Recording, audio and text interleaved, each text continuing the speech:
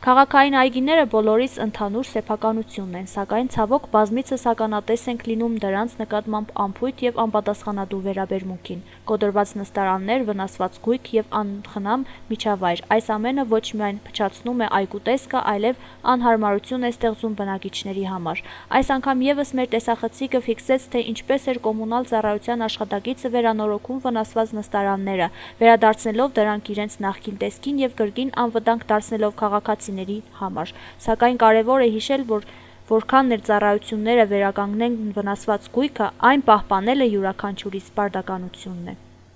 Բայց ես քանի որ այսօր առիթ եղավ ինձ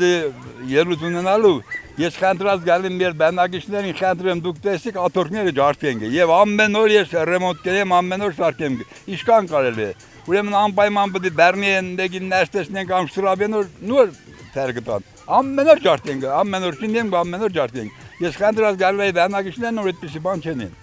Դի կատաստրոֆա է։